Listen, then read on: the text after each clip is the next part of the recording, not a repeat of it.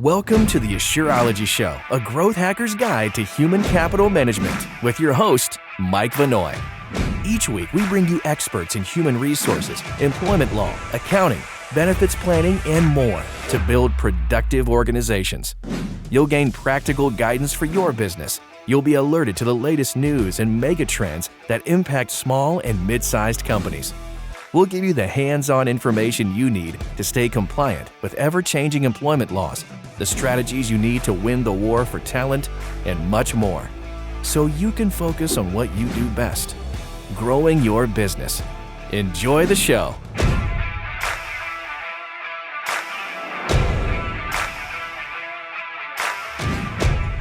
Grants for small business. Mike Vannoy, Vice President of Marketing here at Asure. Got a really cool show for you today. So most of the time we're talking about payroll, HR, legalese, compliance topics. But our mission is to help small businesses grow, right? Now that the war for talent is no longer some just enterprise big company thing, the war for talent has hit Main Street. We're all struggling to find talent, to get behind our mission, to grow our companies. Have a really cool guest that her business does the exact same thing, though in a different way. I'm going to introduce Elizabeth Gore. She serves as the co-founder and president of Hello Alice, which helps businesses launch and grow by providing access to funding, networks, and services. Through a network of over 500,000 companies in all 50 states and across the globe, Hello Alice is building the largest community of business owners in the country while tracking data and trends to increase owner success rate. Elizabeth previously served as entrepreneur in residence at Dell Technologies. There, she drove initiatives to support Dell's goals of helping small and medium-sized businesses scale and prosper. She is Emeritus Chair at United Nations Foundation Global Entrepreneurs Council and previously served the UN for nearly a decade as the first ever entrepreneur in residence for the foundation, as well as Vice President of Global Partnerships. People magazine has named her one of the top 100 extraordinary women. Fast Company called her one of the most creative people in business, and she was named one of Entrepreneur magazine's Women to Watch. She has been covered in media outlets like ABC, CBS, CNN, MSNBC, Fox Business, Fortune, Glamour, and Time. Elizabeth Gore, welcome to the show. Oh, I'm so happy to be with y'all. Howdy, Mike. It's great to be here and look forward to digging deep on how we can all bring better capital. Yeah, you bet. So I know we're going to talk about grants. We're going to talk about funding for small businesses. We're in some interesting times right now, right? Lots of talk about recession, obviously inflation, Fed raising rates to try to curb inflation, but that also impacts funding availability. Can we just maybe start? I'm just really curious. You bring a unique perspective. What's your assessment like of the general small business economy right now, and what are some of the unique challenges that these guys face? Yeah, Mike. I mean, we're all living it every day, right? It hits home when we see the price of eggs and milk and things that we need every day. And I think that directly translates to small businesses that are the thread of our lives every day, right? From our coffee shops to our childcare to our accountants to local doctors, and commodities and the price of them going up is really brutal, right? It's hard. And no matter if we're in high times or low times, the toughest thing we always deal with is cash flow, right? And I'll never forget, I was working for Michael Dell and I asked him, what keeps you up at night? And he said, cash flow. And that was billions of dollars. And I think it's the same for any small business owner. And when cash gets tight, it's even tougher. And so I think that small business owners do amazing in extreme tough times and extreme growth times. And so COVID was an era where we all, had to button down. We might even had to close our doors, file for bankruptcy. We had to, stretch, and owners knew what they had to do. In growth times, we sprint, we run, we get as many customers as we can. This messy middle right now, I think, is very unpredictable and difficult. Entrepreneurs and small business owners are planners. They have contingencies, but when we're going month to month right now with highs and lows. I think uncertainty is particularly hard for a small business owner. So that's what I worry about right now.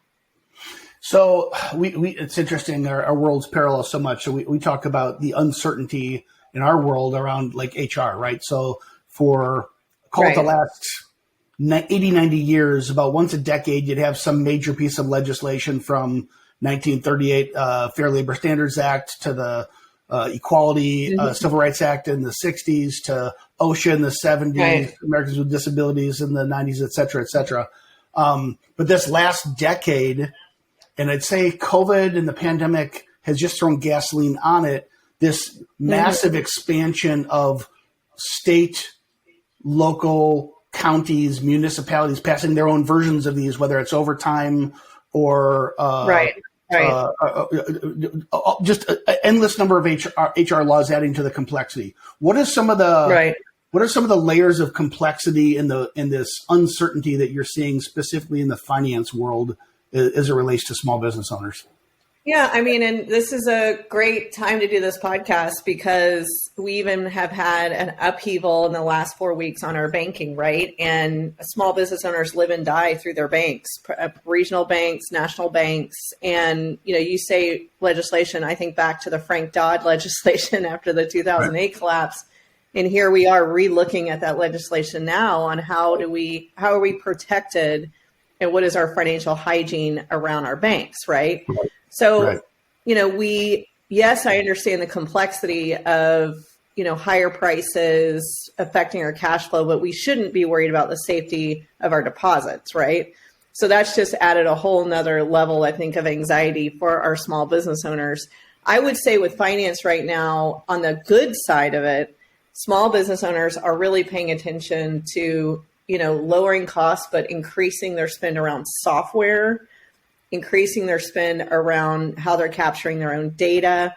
So I do think we have a kind of smart use generation right now of small business owners, whether they're net new or they really had to do a lot of transitioning over the last 3 years. So I'm excited to see that, the use of software, whether it's accounting, whether it's HR, whether it's marketing software. Where I really would love to see is small business owners working weekly to diversify their cash flow. I think that is so critical right now. And so considering, of course, receipts are the most important thing we can get on cash flow, but are you applying for grants? Are you looking at lines of credit? Are you really using your operational credit cards and payments in a way that you're making money as you're paying? So I think really understanding how to diversify your cash flow right now is more important than ever, and it will really serve you for the life of your business. So, Elizabeth, I think a lot of people when they hear diversify your cash flow, they probably think income streams, like whether it's different products, different markets that I'm serving. But I think you're talking about something different here, right? You're talking about the way in which the business gets funded. That's exactly right. I would say gets funding and manages funding, Mike, both. So, one of which is where you're receiving, let's just say either operational or growth capital. For example, I'm a huge fan of local banks. And even if you have your money at a tier 1 national bank, are you establishing a relationship with your bank in your community? That is an amazing place to get a line of credit, for example. Yeah. And just to be clear, lines of credit are, I take out let's just say a $50,000 line of credit. It's got 4% interest, but I don't use it unless I need it in an emergency, or maybe I need to, I got a huge order in, so I have to buy 30,000 t-shirts before I get paid for them. So that line of credit sits there until you need it. And there's no punishment as it sits there, right? It's very different than a full loan that you're paying interest are. Loans do serve a very strong purpose. I'm a big fan of SBA-backed loans, lower interest rates, but you have to be very judicious about where it pays back. Credit, as I mentioned earlier. Yeah, please go ahead. So I'm curious, unpack this for me. So I think a lot of small business owners, a lot of entrepreneurs, their tendency would be, okay, let me lock in the most trustworthy or the lowest cost easiest capital to access. So if I get a relationship with my local bank, boom, I'm good. I don't explore other things. When you say they should be exploring, more diversity in their cash flow options, why? So if I've got a great relationship with my local bank, I'm getting great rates. I don't want to explore factoring or some other things that may be more expensive access to capital. Why should I at least have those things in my bag of tricks, kind of portfolio, if you will? Great question. And I think the hardest thing with all this is time, right? All our small business owners are time poor. So it takes time to go explore those other options, which is hard, right? Right. I think what we have learned the last 3 years, whether it's COVID, whether these banks are turning upside down, that I keep hearing the term financial hygiene, which I really like, or diversification. And why that's important is you can utilize those different tools or different rates or different relationships at different times. And as you grow, if you can establish those early when you're smaller or you're not in the middle of emergency, that is much better. So, for example, a couple of things at Hello Alice, our own business, we applied for a zillion grants in the beginning of our business. And it was great because we didn't have to give up equity. It took time, yes, but it gave us a baseline to grow. What we didn't do, which I wish we would have, is when we did have cash, we should have gone and applied for a line of credit based on that cash so that if we ever had an emergency or we needed it, it was there. When you need the line of credit, when there's very little cash in the bank, banks don't like giving you that line of credit. Right. So sometimes it's hard to think about these different alternatives when you're in a good place because you're fine, you have a great relationship. I'm focusing on my marketing, on my employees and others. But truly, that's when you want to do this process. That makes perfect sense. It's the old paradox, right? Is when you need the money the most, there's probably a reason, right? Right. And it may in fact be the reason may in fact be one of the reasons no one wants to give you the money at that time. So lining it up ahead of time, right? That's right. And Mike, I want to spend just a second, if I may, on operational credit. Any small business can get a credit card or credit, and that's not good. I mean, there's predatory credit rates that are extreme. But if you can get an equitable credit at an appropriate rate, I don't love giving specific advice here, but let's just say, can you get a 15, 16, 17% right now? And as you're spending, for example, are you getting cash back? Are you getting points and rewards? Most of the time we think of that as a consumer benefit, but it is a really strong benefit for small business owners if you can get a small business credit card. Additionally, they generally come with a lot of discounts. And so we also encourage people, a lot of people think about credit as receivables or payments, but you can also with your weekly spending. So if I'm buying lumber every week or eggs every week or so on, and that pattern spending, make sure that you're getting rewarded for that spend. So that's just another way to earn money while you're operating. Yeah, and maybe if I could, and I'm going outside of traditional, this isn't even financing, but a way to generate your own financing. A topic we've talked about in this show before is you can create your own financing just through your own management of your contracts and terms with vendors and customers. Absolutely, Mike.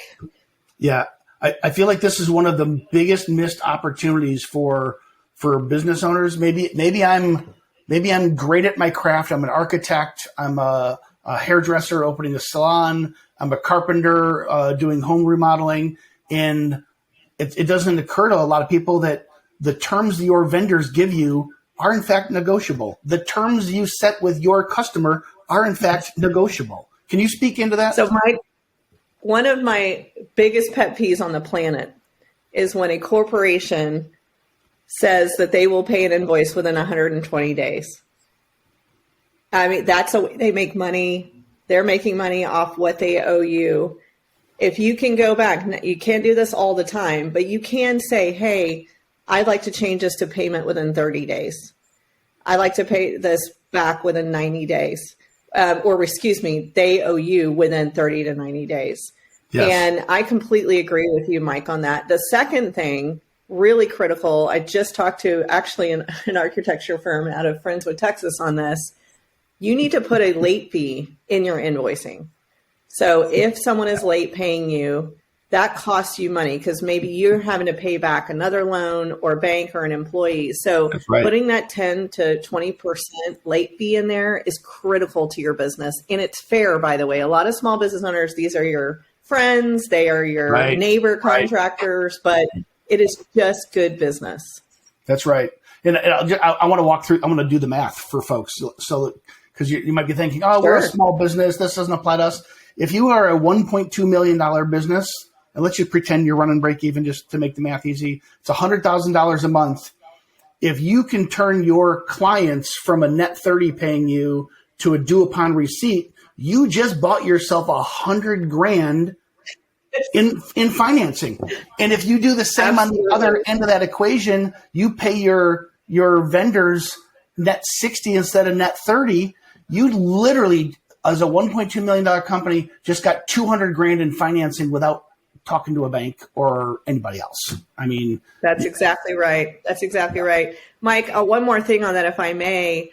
If you've been in business over 2 years, especially if you've been in business over 5 years, again, it takes time. I highly encourage you to spend a little bit of time assessing all your costs and making sure you're getting the best deal. A lot of folks, for example, maybe they'll sign up for Comcast Internet and QuickBooks and so on 3 to 5 years ago.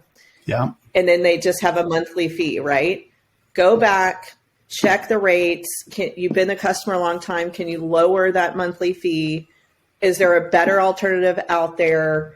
Again, I know it takes time, but if you can put, an hour every other day on your calendar for 2 weeks to just look at your core costs and see if you can pull those down, or do you even need all the services that you're using because things evolve and change? That is another way to bring cash back to yourself.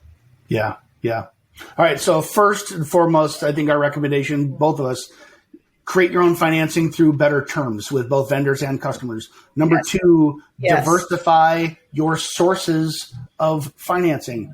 Not diversify, maybe you should, maybe you shouldn't, but it's a different thing than diversifying income streams. This geography versus this product line versus this industry, whatever.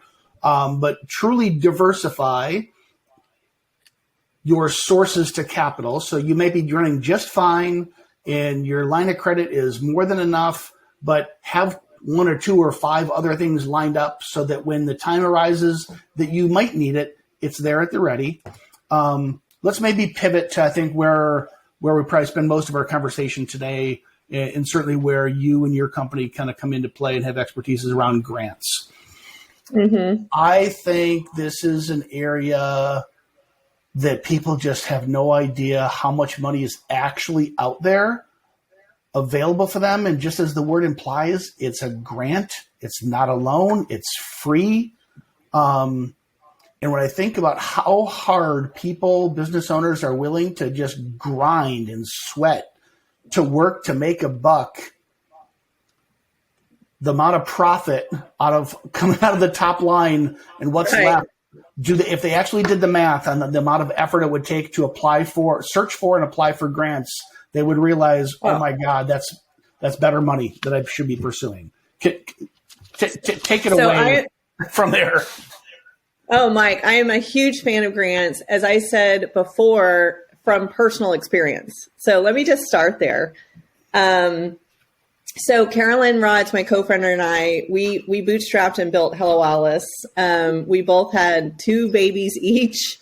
We moved in together, shared a babysitter.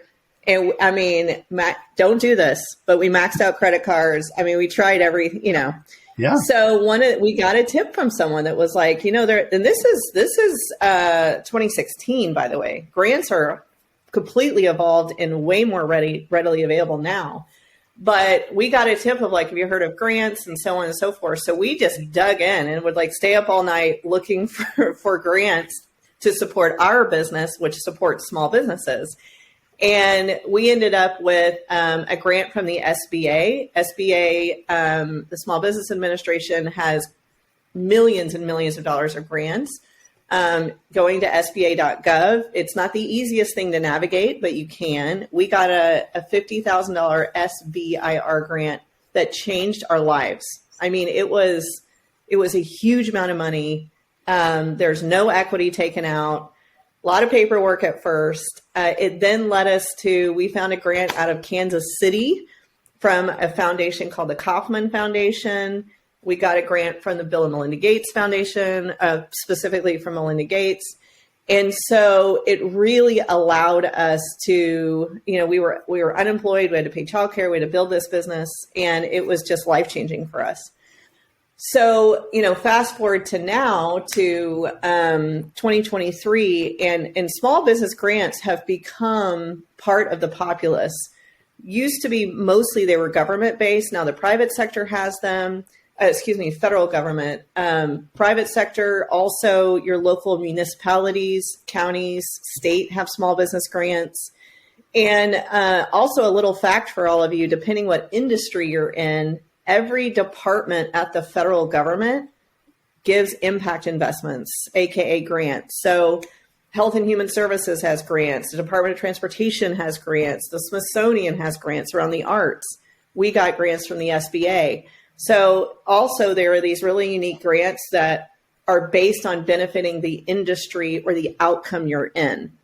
Yeah. So how do you approach grants? Because Mike, it can be overwhelming. Yeah. But again, taking time, maybe 2 hours out of your week to research and then apply is incredibly helpful. And the reason why I say this, Mike, is you're going to get told no a lot. I'm just going to be really honest, because there's always thousands of people applying more than there is space.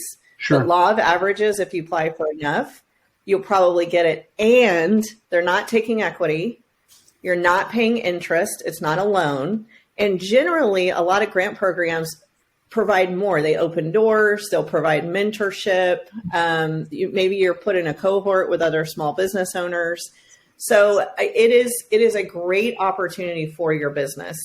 The other thing I'll just say for the new majority, women, people of color, U.S. veterans, people with disabilities, there are a lot of grants based on you as a founder in your own demographic. Right. So I would say the search areas you want to do is start at SBA.gov. On Hello Alice, we have a whole grants facility that both we have grants from our company, but we also help you search for grants from the private sector. And then finally, look at your state, your county, and your city. So go to the .gov. I'm sitting in California of California.gov. I'm in Sonoma County, and I'm in the city of Santa Rosa. They will also potentially have grants for your business. So Mike, I could go on and on, but let me pause there. Yeah.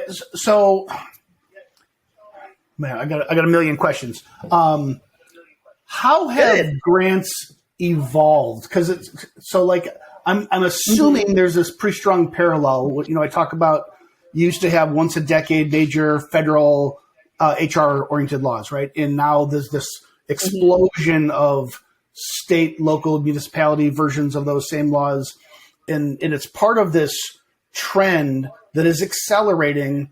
Where 100 years ago, all the power was with the employer, right? And it's not that employers were bad people and capitalists were terrible human beings, but the fact of the matter is, law of supply and demand. There were more workers than there were jobs, and people were taken advantage of, and so you start passing some laws on the federal basis to protect people. And now the continuum is really shifted to the more and more protections of the employee, not the employer. And it seems to me that so many of these protections, they kind of go back to Title VII of the Civil Rights Act in the 60s.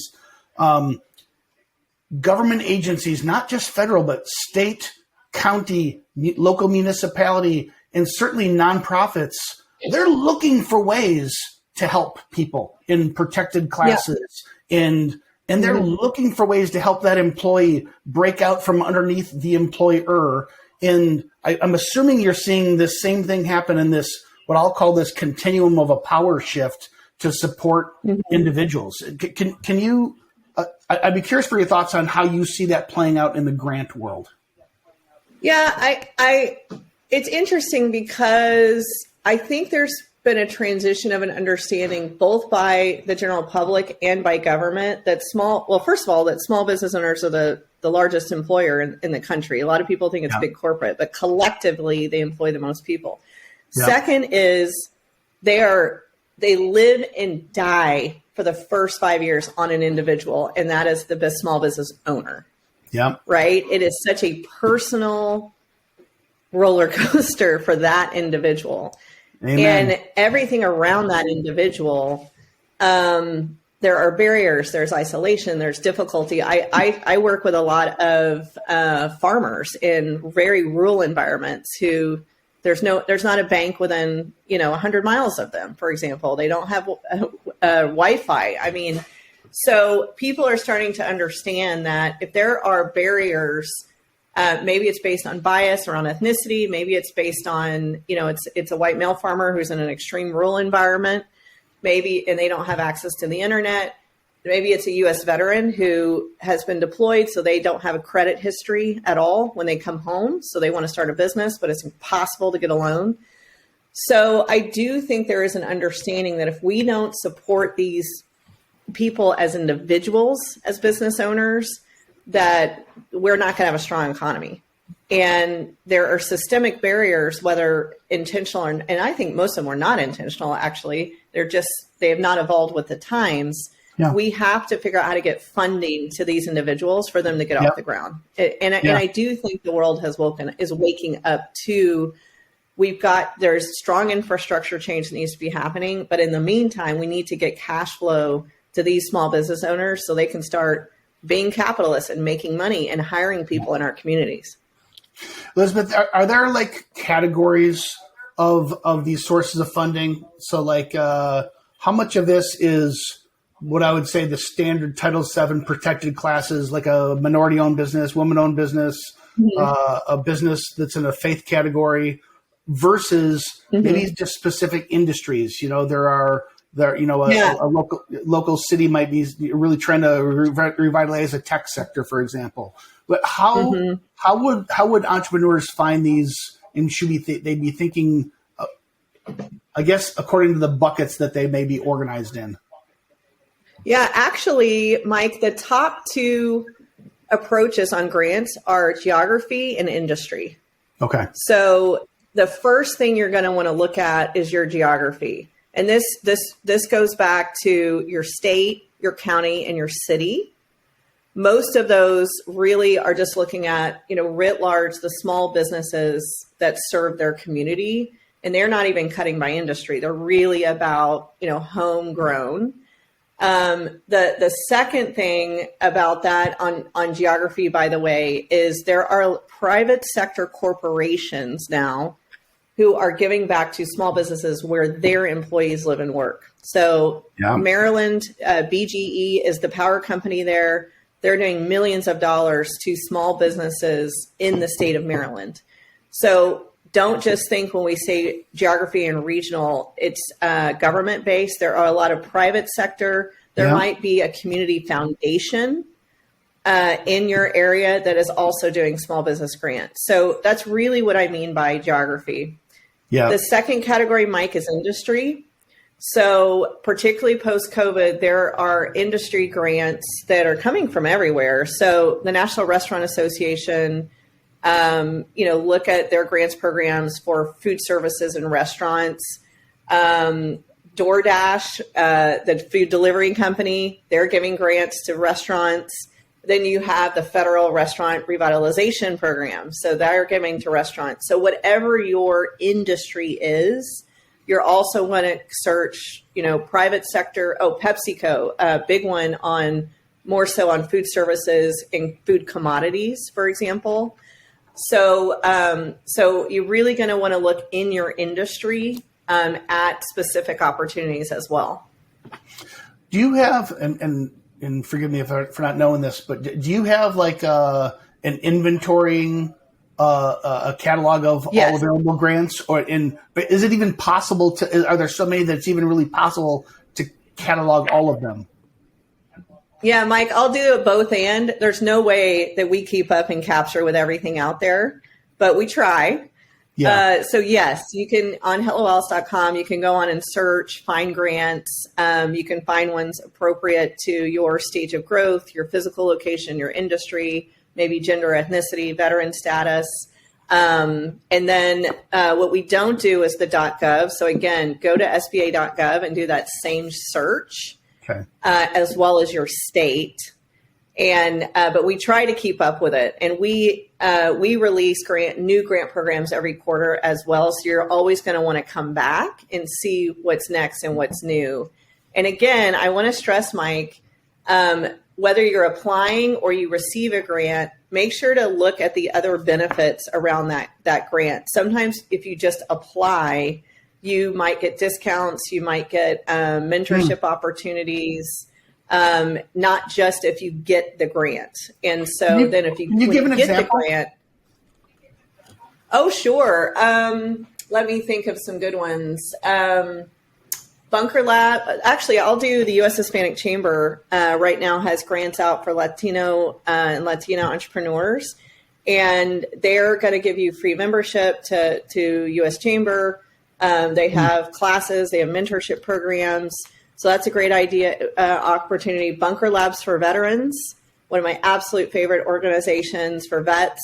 They're going to pull you into their whole system of mentorship, connection, local corporate partnerships, whether you get that grant or not. Hello Alice, we've just launched a business health score to where as you're applying for grants, we actually help you with your financial and business health, making sure that we'll just use that word hygiene again, Mike, is getting strengthened.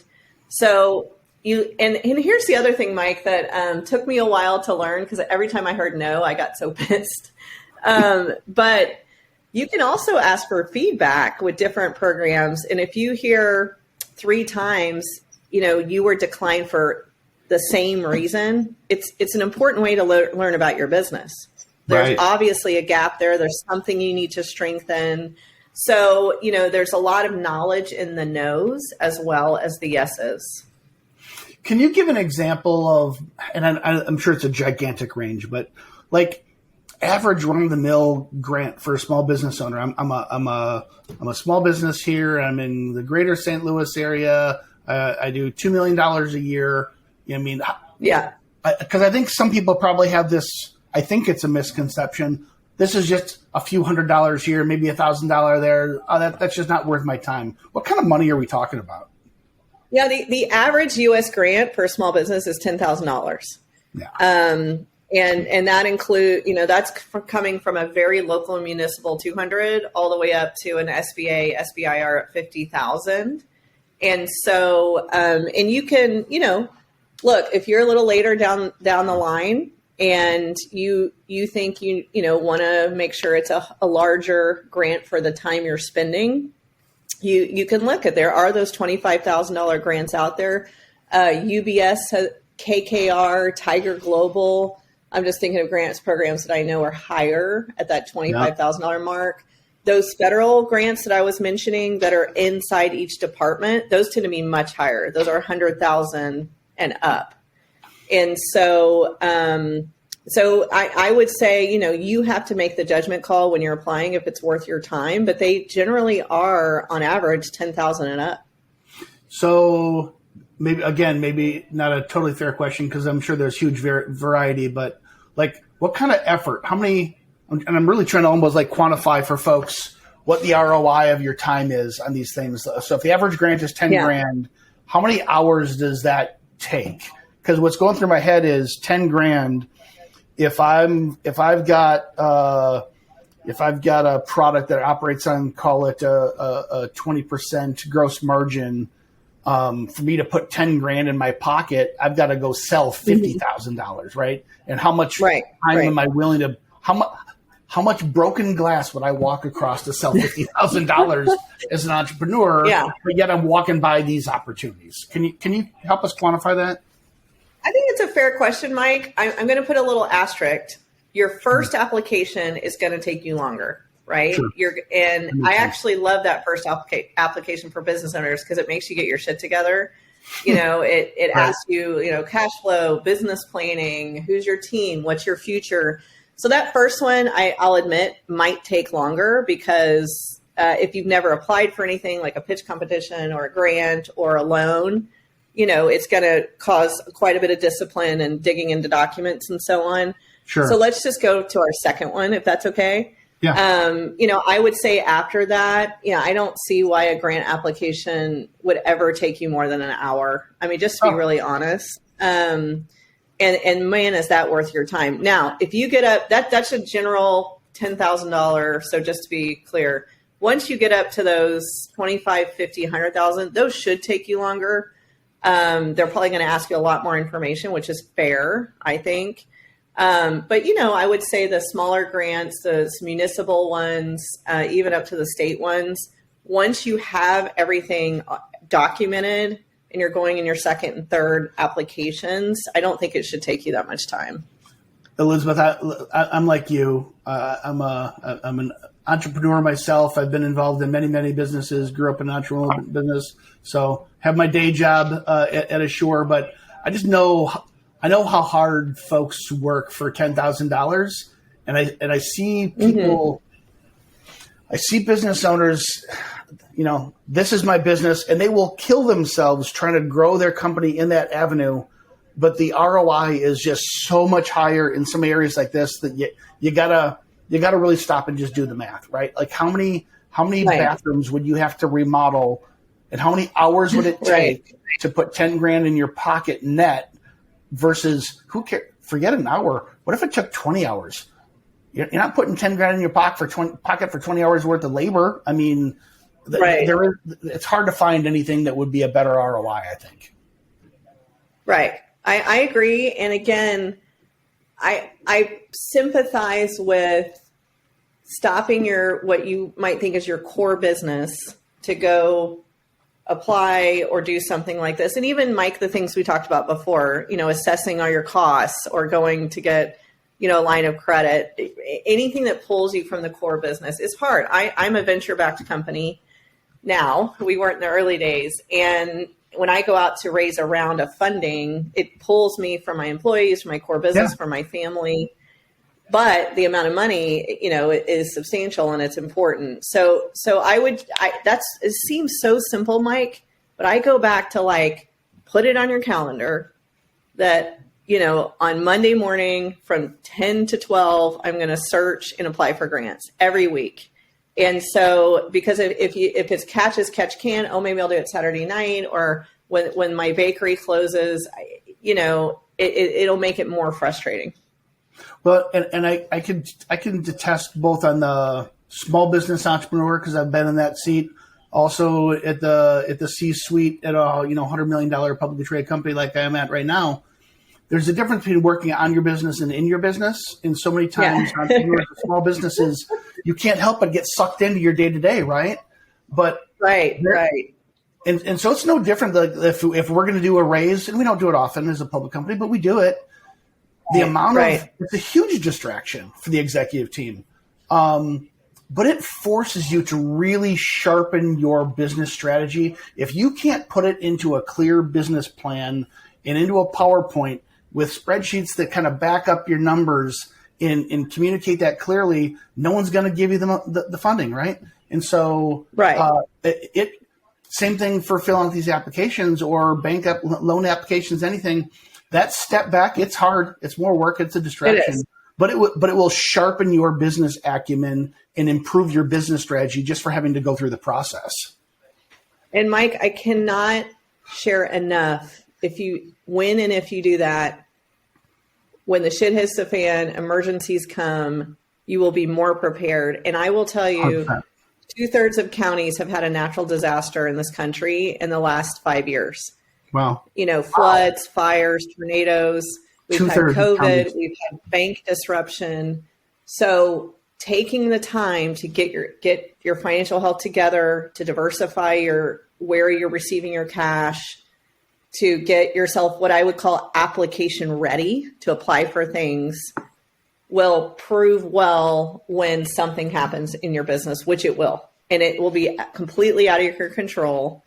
So taking the time now will pay dividends later. Elizabeth, what would be some of the major, what would be some of the top, I'd say, mistakes or shortcomings that entrepreneurs make when they're applying for grants? Is it as simple as detail in the application? Question.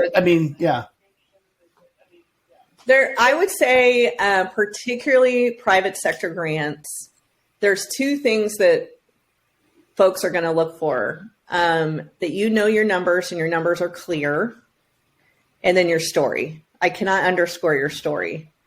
I will say at the end of the day, if there's 10 applications, we're picking 8, and the last 2 both have their numbers correct. You're going to pick the one with a compelling story about you as a founder, about your business, how does it serve the community, your passion for the business, why is it there? So, and if your numbers aren't right, it doesn't matter how good your story is, your application's gone. Yeah. And so, I think spending time on both of those things are very critical. And then this is so silly, but I have been so mad at myself. I'm not a detail person. On those government grants, if you go one sentence too long that they say you're allowed to go, or you don't click one thing, it doesn't matter. You're out. And so just be really careful there. If you're not a detail person, have someone just triple check those things, because they can't break their rules, and it can be frustrating. But anyways, I would say your numbers and your story are really important. Yeah, I think that's really good advice. I mean, knowing your numbers, knowing the math of your business, that's just like this baseline minimum requirement, right?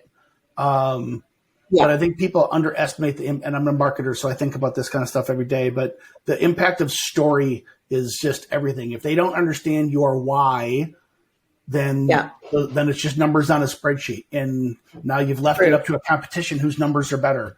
If your numbers are at least as good, and if you explain your why in a compelling way, and I'm getting into Simon Sinek world here, but that's what people will get behind, and your numbers are just a validation of, oh, that's something I want to support, right? Mm-hmm, mm-hmm. Mike, one other thing I'd love to share is how you're going to utilize that money is really important. Yeah. Most of these government and private sector grants, they very much care about what is the outcome of that money, and how is it going to impact the future of your business. So I'll just give an example of a great company called Soap Cauldron, veteran-owned woman, Latina woman, and she's got a direct-to-consumer, but she also, her candles and soaps serve thousands of other businesses who want to put their own marker on products. Sure. And she needed this one piece of equipment that it cost $8,000. It's very expensive. Think of a giant vat that heats up soap. If she bought that, it just not her own bottom line, but it served almost 300 other businesses in Sonoma County that need those products for their own small business. So it was so clear that, wow, this one piece of equipment isn't just serving this business. It's critical to all these other B2B environments. So I just be really clear. I love small business owners. There was a woman during COVID in Atlanta who had a basic construction services company, but she really served shut-ins who maybe their dishwasher broke, their heat and air broke, her truck broke down. She was one of very few contractors in Atlanta during the lockdown who was allowed to go to people's homes because she served shut-ins. She couldn't get there because of this truck. So her grant was purchasing this truck to serve probably 50 elderly shut-ins in her community. So, make sure it's not, oh, I need a truck for my business. Right. Because I can't get anywhere. I need a truck for my business because I serve these 50 other shut-ins. I need the Soap Cauldron because my B2B environment ensures that these 200 other businesses are able to sell.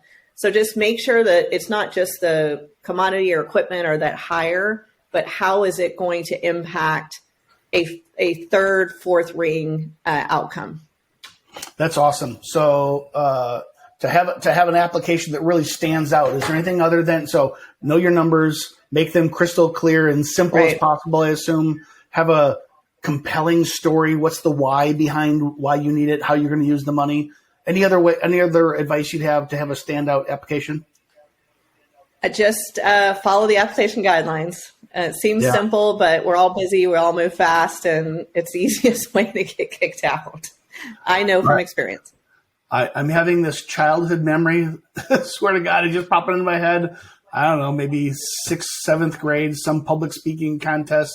And I know that I crushed it. I was way better than these other dudes. But I went over on time and I was eliminated because I didn't follow the rules. Right. And so that's so mean. But it applies, right? So you have to demonstrate to people who are going to give you money that you understand the rules of the game and you can follow them still. So that's good. Mm-hmm. We lost a $150,000 grant from Treasury that we were ranked like the top to get it because we were a paragraph too long, and there was no lobbying or anything to fix it. It was dead. I was so mad at myself. I was like, no. Ouch. Yeah. Okay. How about maybe the last question I would have is what kind of reporting? So like you talked about how you use the money is important. Certainly you shared it in a way that talks about how it is important from a storytelling perspective and from an application standout perspective. What about actual post-grant requirements? I'm assuming it's a little all over the board. Some people just write you a check. Others will probably require proof of how you're spending this money over time.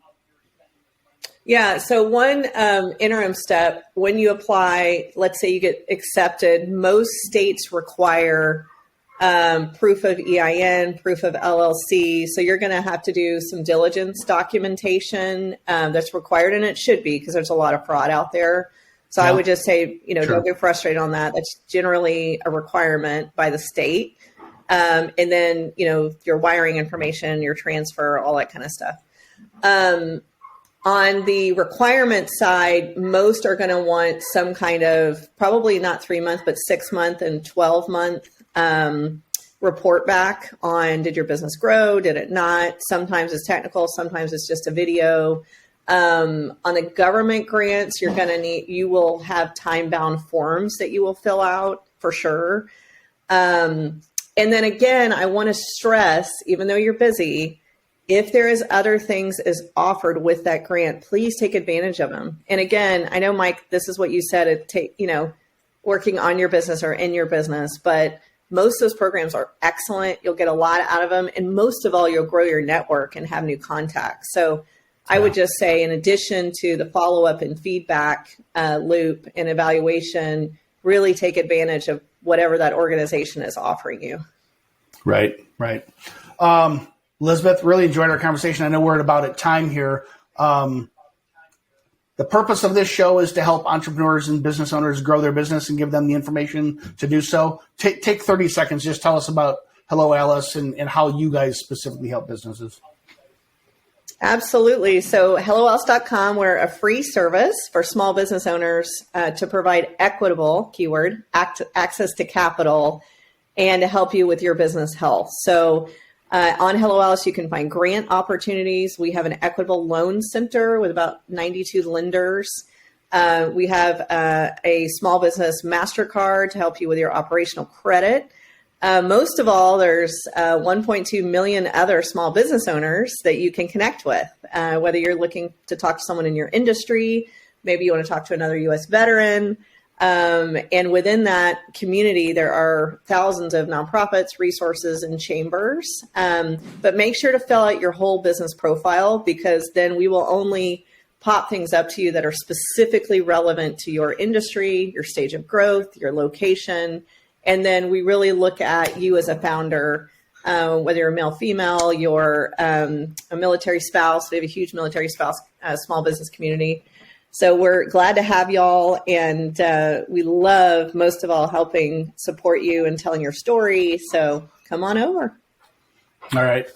Elizabeth, really enjoyed meeting you today. Great content. Looking forward to sharing this with folks on the show. You can find this And the live show will also have a recording of it on our website and available on their YouTube channel. So anything else you'd want to say in closing, Elizabeth?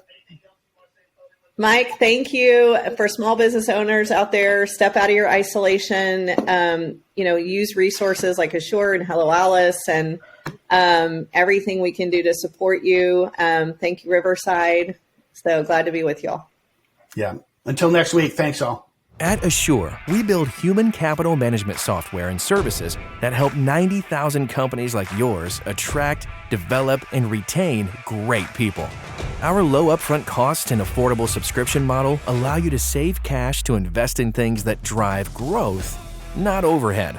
To learn more about how Asure can help you claim up to $26,000 per employee with the Employee Retention Tax Credit, automate your payroll, and build productive teams that are compliant with ever-changing HR laws, visit AsureSoftware.com.